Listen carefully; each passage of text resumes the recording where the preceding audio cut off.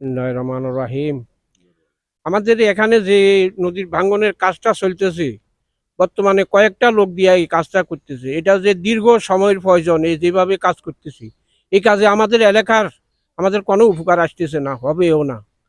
যদি কাজ কোম্পানিগঞ্জ মুসাফির বাঁচাইতে হয়, তাহলে অতি দ্রুত প্রশাসনের কাছে, সেনাবাহিনীর কাছে, দেশবাসীর কাছে, আমাদের সরকারের কাছে, সবার কাছে আমাদের আকুল আবেদন। আমাদের সমাজ, আমাদের এলাকা, আমাদের কোম্পানিগঞ্জ, আমাদের এই মুসাফুর, আমাদের জন্মস্থানটা আপনারা দয়া করি একটু প্রশাসনের দৃষ্টি আকর্ষণ করছি, আপনারা একটু আমাদের এই এলাকার প্রতি একটু সুনজর দিয়ে আপনারা একটু তাকাইয়া দেখেন আমাদের কাজটা কিভাবে আপনারা করতেছে ঠিকাদারেরা, আর এবং যেভাবে কাজটা সমাধা করা যায় অতি দ্রুতভাবে আপনারা একটু একটু উদ্যোগ নেন, একটু চেষ্টা করেন।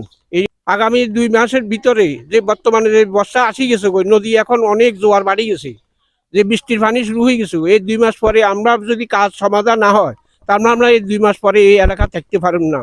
আমাদের এখানে খুবই একটা ঝুঁকিপূর্ণ হয়ে গেছে। আপনারা সরজমিনে আসি, দয়া করে একটু দেখেন, কাজের গতি দেখেন, নদীর গতিটা দেখেন কি হাল অবস্থা। এই আপনাদের কাছে আমাদের অনুরোধ।